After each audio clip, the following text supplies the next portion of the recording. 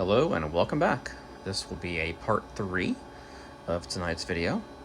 As mentioned before the break, we have discussed the command bars and how they relate to the flight director, indicator, and autopilot briefly, and their purpose and why they're tied to this indicator, and how they factor into the gyro. But now I want to discuss some new additions here, which is the below glide slope and the GPWS flap override.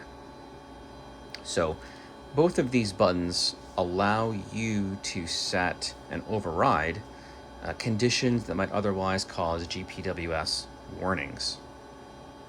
So let's show you what those warnings that you might want to override are. So for that, we need to fly. Let's go ahead and do that.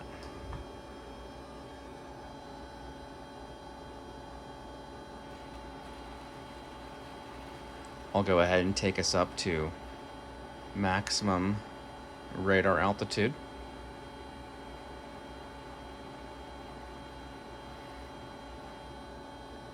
So here we are. So let's say, for example, we are landing in a location that has an ILS system, which is what helps guide the pilot as far as their angle of approach when landing.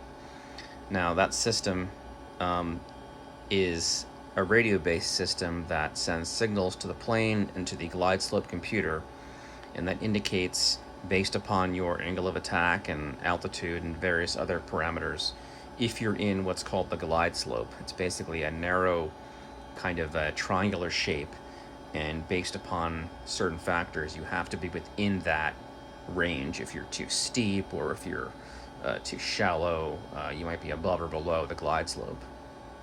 And the bottom line is you want to be in the glide slope so that you are in the calculated best angle for touchdown. So how do you know if you're in the glide slope, as it were? Well, you have a glide slope indicator. Now, the Glideslope computer is turned on when needed, it's turned off when not needed, and the GPWS will recognize when the computer is on, that the Glideslope computer is on, and when it's off. Right now, the Glideslope computer is on. I don't have the computer, but the GPWS thinks that it is on. And as part of that, you can see here how I can adjust with a voltage the Glideslope indicator up or down. Now, I'm not an expert on glide slopes and approaches of that sort, but I can tell you that if you're below glide slope, that seems to be worse than if you're above the glide slope. I'm not sure why, but I can tell you that there are specific glide slope warnings. You can even see here, this says below glide slope, so there's enough of a reason for you not to be below glide slope. The GPWS has that as a potential error. I suppose if you're too shallow, you're coming in too steep, and you might impact the ground. That makes the most sense to me. So, what does that all mean as far as the glide slope versus GPS versus alerts? Let's find out. This middle point is essentially on the glide slope. If you're descending and you're on an ILS approach and your glide slope indicator indicates center position, you are in the glide slope and looking good. If you're up here somewhere, you are above the glide slope. And these dots that you see here are calibrated to indicate a certain percentage, I believe, or angle outside of the glide slope. I'm not 100% sure, but I can tell you that the term dots, whether it's half a dot, 1 dot, 2 dot, etc., are pretty universal as far as glide slopes. So, for example, this would be half a dot below glide slope, a full dot, 1.5 dots, and then 2 dots below glide slope. So many of the errors in the GPWS are triggered when you are, I think, at least 2 dots, 1.5 to 2 dots below the glide slope. So now that we're way off the glide slope, I'm going to go ahead and bring us down. This will tell the computer, hey, we're not on a good approach for an ILS approach. Remember, it thinks we're doing an ILS approach. We're way below glide slope, so this is a problem. So let's go ahead and see what that does.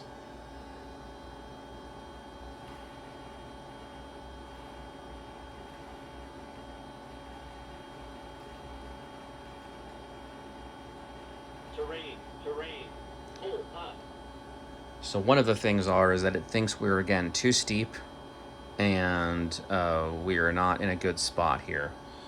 If I adjust the glide slope, I believe that might correct that particular warning.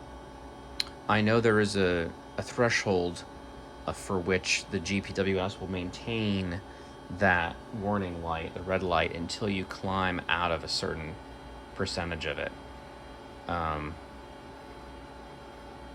So let's try that again. We're on the glide slope now. As indicated in other videos, there is also a threshold for descent rate via radio altitude. And if you exceed that, you'll get the ground proximity. I believe it's called terrain closure.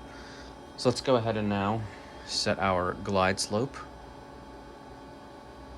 2 dots below. Very bad. Let's go ahead and redo our descent. We may get that terrain warning again. Let's see. Terrain. Yep, there it is. Well, we're going to keep going. Terrain. This actually leads us... Oh, you'll notice that this light popped on. This is the below glide slope. You may have also heard it. It's very quietly enunciating glide slope. Now that's by design. There's a threshold where it enunciates it in a quiet tone. As you get closer to 300 feet, it will start to get a little bit louder. Notice the GPWS light went out because we have not offended it too greatly.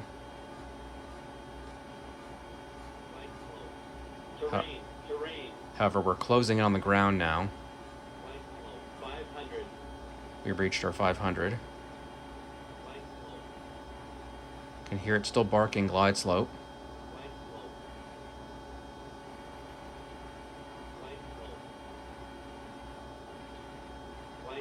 Okay, we are now at maximum barking voice for glide slope. 200. Glide slope. Too low, flat. Okay. Too low, flat. There's our too low flaps. Too low, flat. Now, there's a reason why you might want to have your flaps in an unconventional position. Perhaps the airport requires it as far as its terrain, or maybe the angle. There's could be some reason. So in those cases, you would simply hit your GPWS flap override. Now what that does is that basically tells the computer to ignore your flap position, and it won't bark at you about flaps. Now it's barking about glide slope.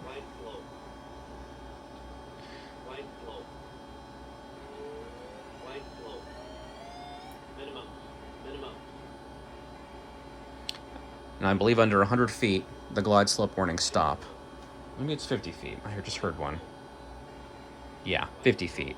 So that gets to figures at that point, you're close enough to the ground where either you're executing a non-precision landing or precision landing, as it may be, or you know enough to get safely on the ground. And there we go. Notice how the GPWS flap override light has gone out and is the below glide slope. So let's go ahead and reset to way up here. Now, mind you, my gear is down and my flaps are in still flight condition. So that's why we have the warning about probably terrain, and why it will also set too low flaps. Let's do it again. Now, I believe under 2,000 feet is when you can activate the below glide slope cancel. So by pressing that, this light has lit. It now says GS canceled for glide slope canceled. And let's say, hey, you know what? I'm also going to be getting those flap warnings. I want to cancel that and not have it bark at me, because this approach requires that I have my flaps in an unconventional position. We'll go ahead and override that as well. So now we have these two overrides applied. Let's go ahead and redo our descent, and we'll listen for any alerts.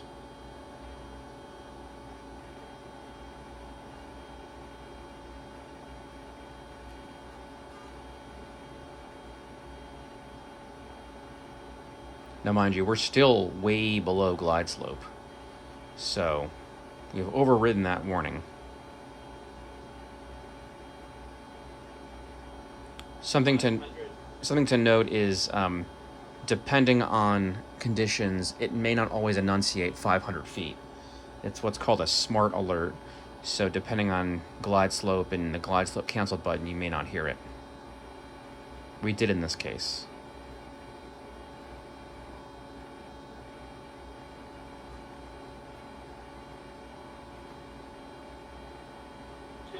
You will always hear 200 though, regardless of conditions. 200 is always enunciated.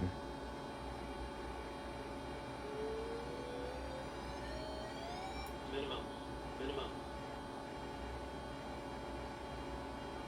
And there we go. Again, my gear was already down, so I didn't get any gear too low warnings. But there you have it. You can see those two cancel and override buttons effectively disabled the glide slope and the flap warning. And again, you would do that for a reason, depending on your approach or if you needed to, or basically at your discretion. It also resets when you touch down. I believe it's actually like 5 or 10 feet where it resets.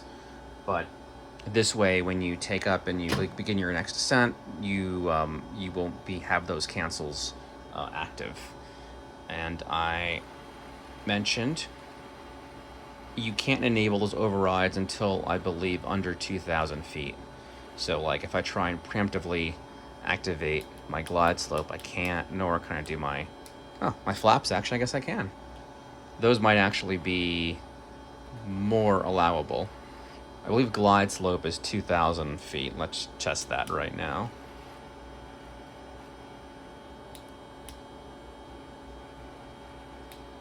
Yeah, there we go.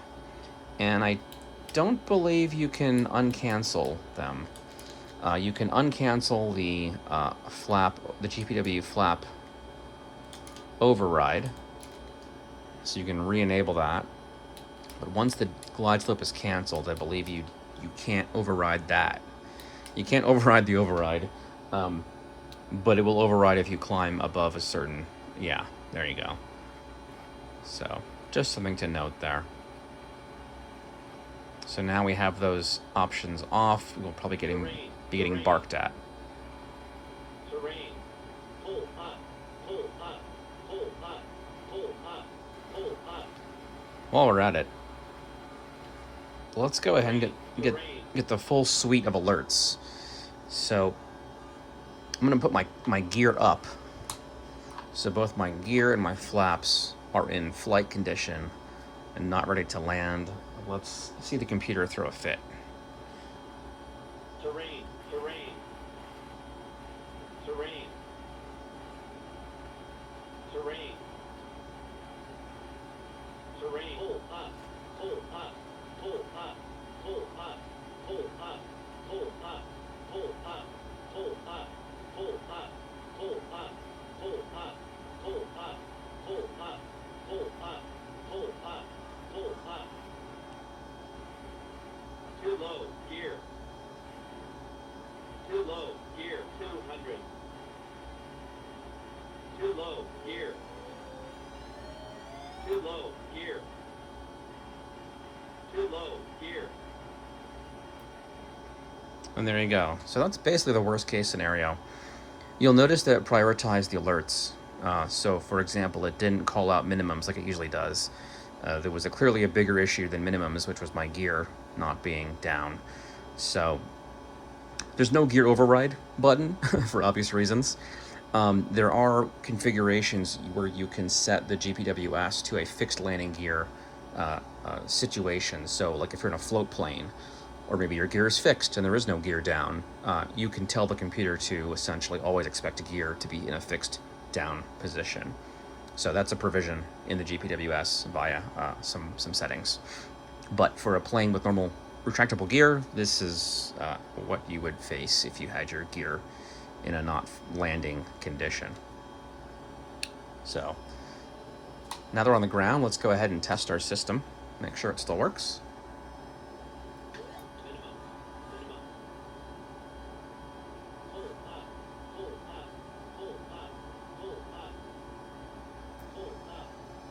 we are good to go. All right, that'll do it for this video. Any questions, let me know. Happy to show some more tests and any sort of flight situations that might create alerts. Thanks again for watching, and likewise, if you have any other questions regarding some of these other devices, let me know and I will go into more detail. I know in previous videos I mentioned I would go ahead and do a teardown of the gyro here, and I still will do that. I haven't forgotten. But apart from that, anything else, let me know. And again, thanks for watching.